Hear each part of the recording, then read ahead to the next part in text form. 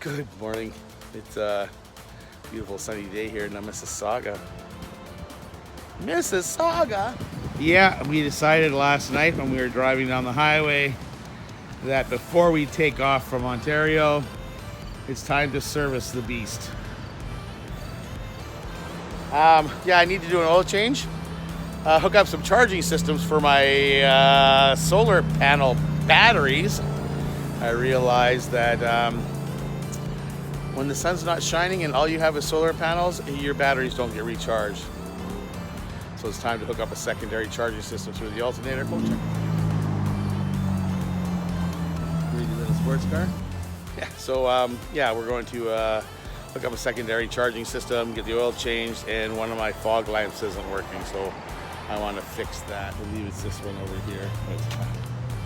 Yeah. So let's have some fun and let's do some work. Today is a work day.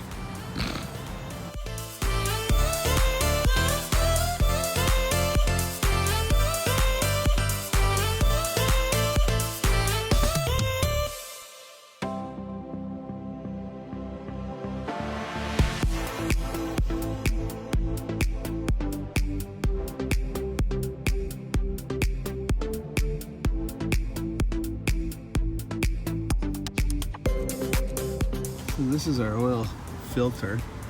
It's a canister. So should really turn this.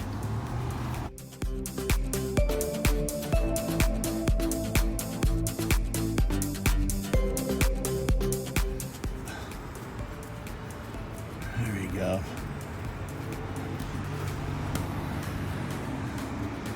Little elbow grease.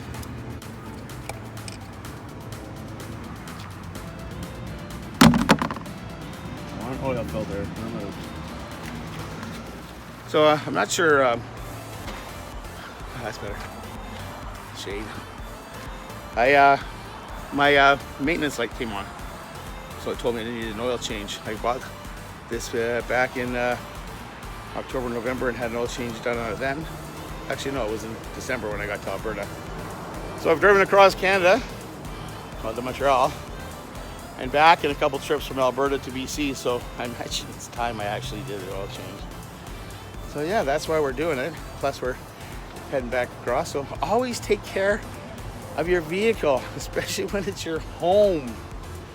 Okay, let's get back at this. I disconnected the filter from the adapter, so we threw it in the garbage. Now I'm going to drain the oil out of the motor. Beautiful day here. Oh, I'm so happy it changed. We've had rain for the last few days, so I was wondering how I was going to get all this done. Oh well, maybe spend the weekend here in Toronto and I'll start heading her home. Looking forward to being on the road.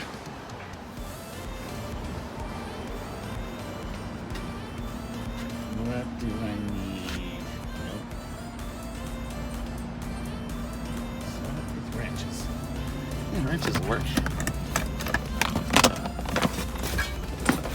Oop. Bungee cord. Okay.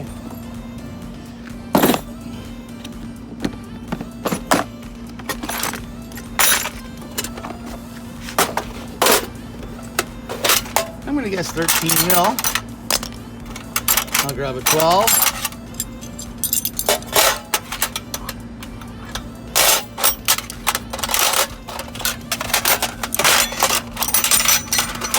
Let's go see if these fit. Cool. So it was a 13 mil. Get the wrench on the right way. Crack it loose. I had the motor running for I don't know, 5-10 minutes. Make sure you get a big bucket. I hear these hold like 8-10 liters of oil. Try not to make a mess of Scotty's driveway.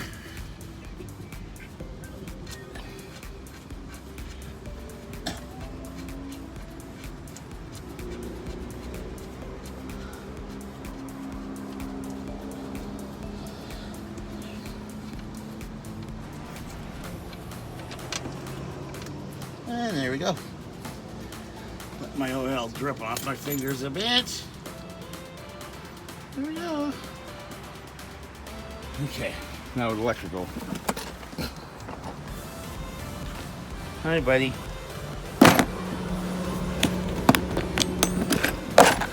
Whoa!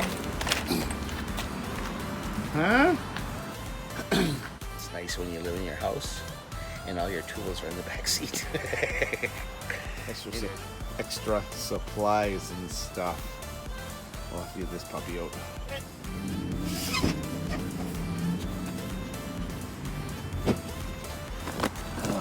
Stuff you collect.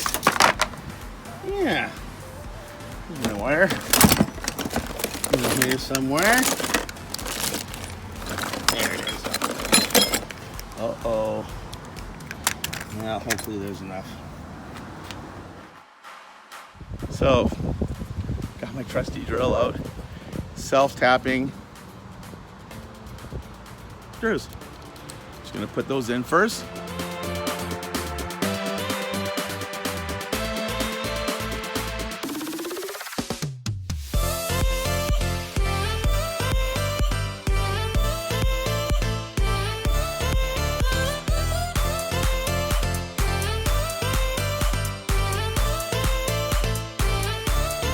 Box, and I don't have the proper wiring grommets and stuff. Need a bigger size hole to go on that solenoid. So I'm just gonna wrap those wires around for now. We'll do a test to make sure that it works after I finish wiring it up. And then we'll go get the proper things and attach them at a later date. I just want to get this thing done, so I'm not going to run around. I'll do the best I can with what I have. But the oil should be finished dripping, so I can start that anytime. I'm going to get this started here. So I got the wire going from the battery to the solenoid. Then I'm going to run the wire up to the actual solenoid. So I drained the oil. That's a lot of oil, but that's half full. And I had to pull it out of the way so that I could get in to do some wiring. So these are pretty cool. That's what your oil filter goes on, but there's 3 O-rings. One right here, one right here, and there's one right here. I have to take them off. They've supplied new ones.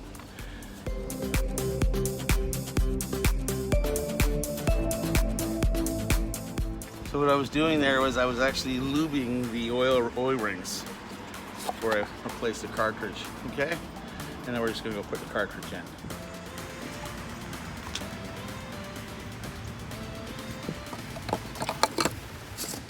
And it just screws in. Cool. That's done.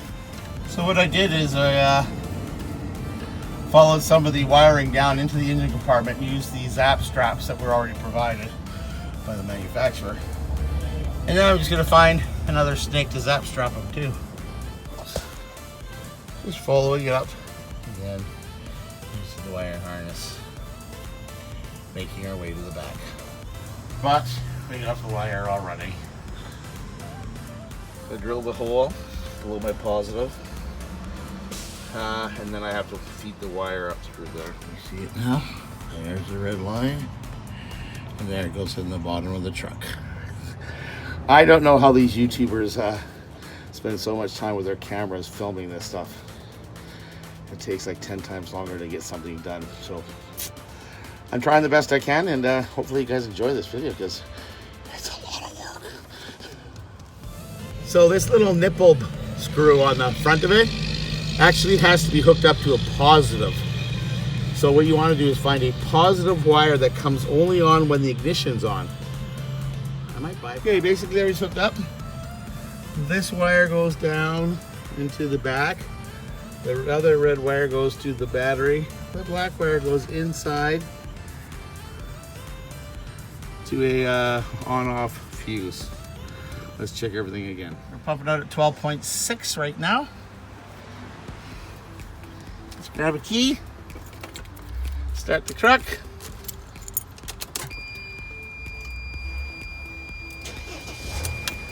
And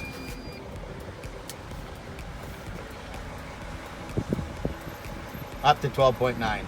13. Yes! It's working. I love it when things happen like the first try. Okay, second try. Okay, that makes me happy. So when I do get the overcast skies, I will get charging systems. I was worried about depleting my batteries way before their time because I was relying strictly on solar. Are you having a good day off of traveling? Good. Pretty stoked. One oil change down. One dual battery isolator installed to leisure batteries because we're hooked up in series. I make a bit of a mess when I work on things, but at least it all fits back in. Started up the motor. It says I went 1,300 kilometers over the suggested, but I also, if you were watching my videos, lost 4 or 5 liters and added fresh stuff here on my trip, so I wasn't too worried, but I'm happy now. I'm going to reset it and be ready for a bunch more adventures.